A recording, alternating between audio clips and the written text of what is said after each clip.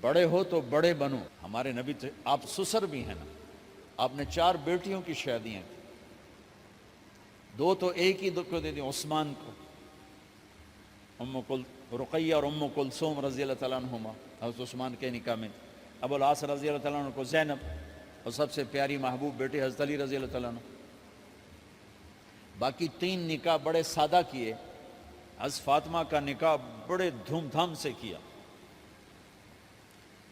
ان کا رشتہ لے کر صدیق آئے, یا رسول اللہ میں خواہش مند ہوں, آپ چپ رہے. پھر حضرت عمر بعد میں گئے, یا رسول اللہ میں خواہش مند ہوں, آپ چپ رہے. تو عبد الرحمن بن عوف رضی اللہ تعالیٰ نے حضرت علی سے کہا, علی تو جا, تجھے دے دیں گے. وہ کہنے لگے میں تو بہت غریب ہوں, مجھے کہاں دیں گے. حضرت علی کا ذاتی گھر بھی نہیں تھا, کسی سے ایک کوٹھا مانگ کے اس میں رہ رہے تھے مدینہ میں. کہا نہیں تو جا جا. تو یہ مسجد میں پہنچے, اللہ کے نبی کو دیکھا تو ایسا روب طاری ہوا کہ بولے ہی کچھ نہیں. اللہ کے نبی کو تو پتہ ہے کہ کیا ہے اور کس لیے ہے. تو آپ نے کہا علی کیسے آئے؟ چپ. کہا لگتا ہے فاطمہ کے رشتے کے لیے آئے ہو. کہا جی ہاں. تو آپ نے کہا انشاءاللہ, اتنا کہا انشاءاللہ, اور چپ ہو گئے. تو حضرت علی چپ کر کے اٹھ کے باہر آ گئے. صحابہ باہر کھڑے ہوئے تھے. تو کہنے لگے یار دیکھا نا, میں تمہیں پہلے ہی کہتا تھا مجھے نہ بھیجو, انکار ہو گیا, بولے ہی کچھ نہیں. تو حضرت عبد الرحمن بن عوف کہنے لگے جنہوں نے بھیجا تھا, وہ کچھ تو کہا ہوگا, کہ بس انشاءاللہ کہا. کہا تو اللہ کے بندے ہاں ہو گئی, نبی کی انشاءاللہ ہاں ہوتی ہے, یہ ہاں کیوں نہیں کی؟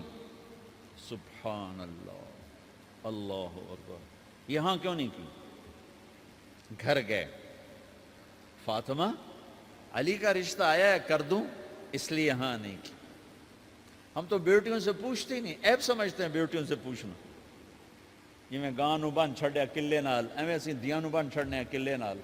مجھے ایک اپنی مطلب برادری لیول کے ایک خاتون کا فون آیا کہ مولانا پڑھایا مجھے لاہور میں اچھے کالجوں میں, اور میری منگنی کرتے وقت مجھ سے پوچھا ہی نہیں, اور ایک شرابی سے منگنی کر کے مجھے اطلاع دی سی تیری منگنی کر چھڑی ہے, فلانی تاریخ نو تیرا نکاح بھی ہونا ہے. مجھے آج تک گلہ ہے, پوچھ لیتے.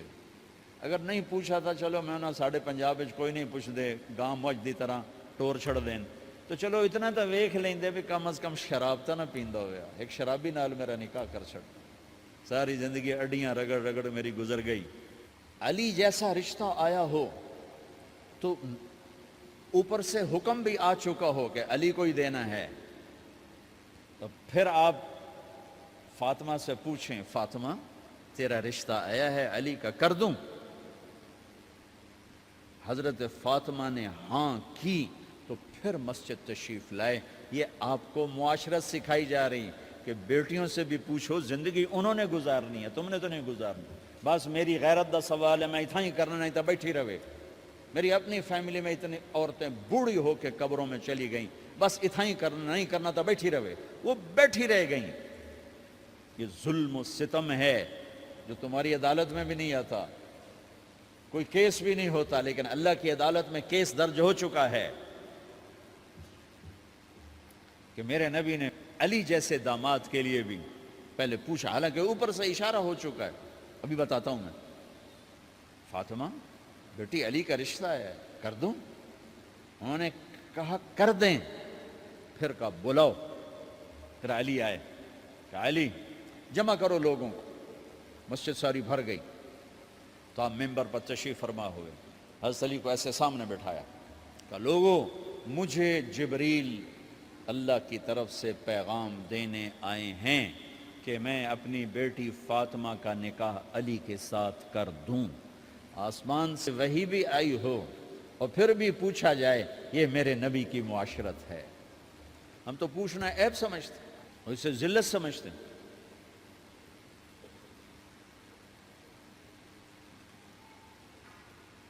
پھر آپ نے اتنا بڑا اہتمام کیا. مسجد نبوی پرانی جو آپ کے زمانے کی تھی, بہت بڑا ہال تھا, اس کا بھرا ہوا تھا. آپ نے سب کو شہد کا شربت پلایا, خود نکاح پڑھایا, نکاح کا خطبہ پڑھ کیا. پھر کہا علی میں نے فاطمہ بنت محمد کو 400 درم مہر کے عوض تمہارے نکاح میں دیا، تو نے قبول کیا؟ انہوں نے کہا جی میں نے قبول کیا، اور سجدے میں چلے گئے اور زور سے دعا مانگی، رب اوزعنی ان اشکر نعمتک التی انعمت علی وعلی والدی وان اعمل صالحا ترضاہ واصلح لی فی ذریتی انی تبت الیک واننی من المسلمین۔ میرے نبی نے کہا آمین، زور سے کہا آمین، نکاح ہو گیا۔ رخصتی ہوئی 6 مہینے بعد، 1 مہینے بعد، 1 سال بعد، 3 روایات ہیں، فوراً 4 روایات، لیکن زیادہ صحیح ہے دیر کے بعد، فوراً نہیں ہوئی، کچھ عرصے کے بعد رخصتی ہوئی۔ حضرت عقیل آپ کے بھائی وہ کہنے لگے علی اب رخصتی ہو جانی چاہیے، تو یہ دونوں مل کر آئے سلمان فارسی کے پاس کہ سلمان بھائی ہماری رخصتی کروا دو۔ سلمان فارسی کا بڑا احترام تھا، انہوں نے جا کر بات کی ام سلمہ رضی اللہ تعالیٰ عنہ سے۔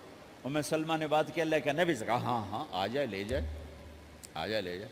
تو علی رضی اللہ تعالیٰ عنہ اپنی اونٹنی لے کر آئے، تو حضرت علی کا گھر وہ کرائے پر گھر تھا کونے پر، تو وہاں اسماء بنت امیس اور ام ایمن گئیں اور اس کے فرش کو لیول کیا، فرش میں سرخ مٹی ڈال کے اس کو لیول کیا اور دیواروں کی پوچا پاچی کی اور وہاں کھوٹیاں لگائیں کپڑے ٹانگنے کے لیے۔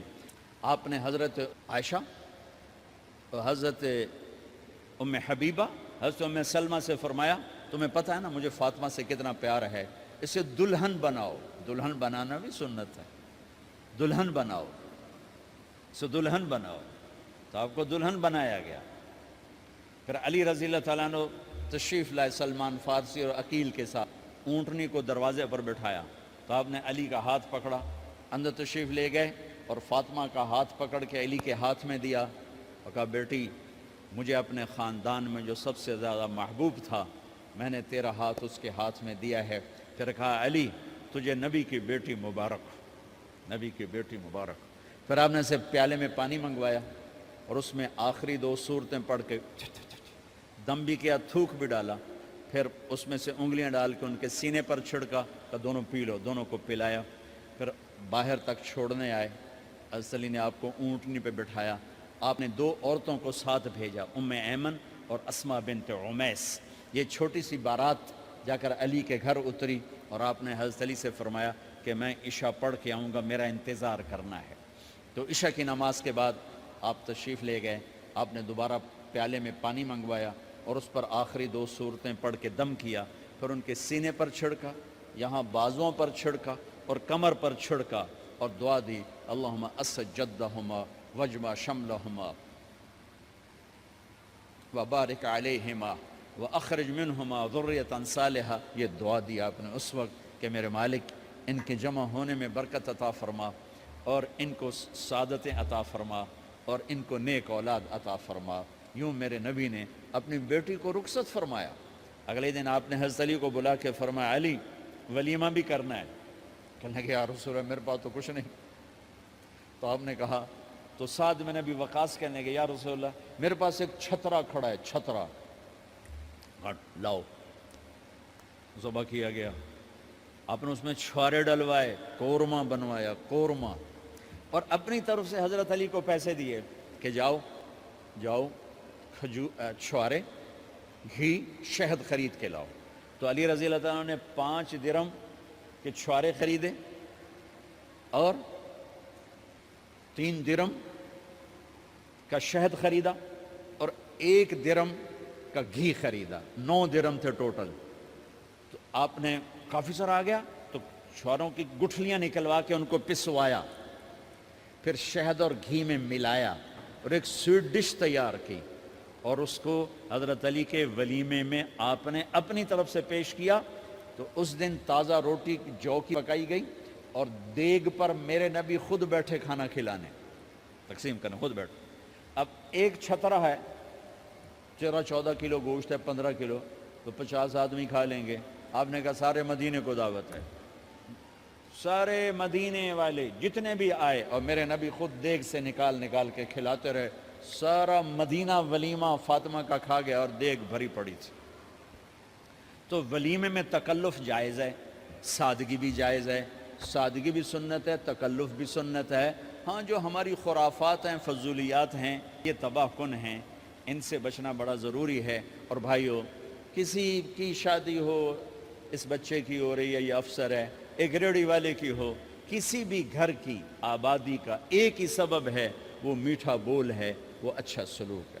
جس کی بیٹی کو لے جا رہے ہو اسے عزت دینا، اور یہ جو جا رہی ہے یہ ان کو اپنا ماں باپ سمجھے، اپنے خامند کے ماں باپ کو اپنے ماں باپ سمجھے۔ جاتے ہی لکیریں لگانا نہ شروع کر دے، مینوں وکھرا کرتے نوائدے کرتے نوائدے کر۔ وہ اپنے گھر کا ایک فرد بن کے زندگی گزاریں۔ جو لے کے جا رہے ہیں ان کے ذمے ہے کہ اس کو بیٹی بنا کے لے جائیں۔ سسرال جو تھے وہ ہمیشہ عیب دیکھتے ہیں، خوبیاں انہیں نظر ہی نہیں آتی۔ تو کھٹ بٹ تو ہوتی رہتی ہے، کوئی ایسی بڑی بات نہیں، کھٹ بٹ کو صلح میں بدلو، مزید لڑائی جھگڑا نہ بڑھاؤ۔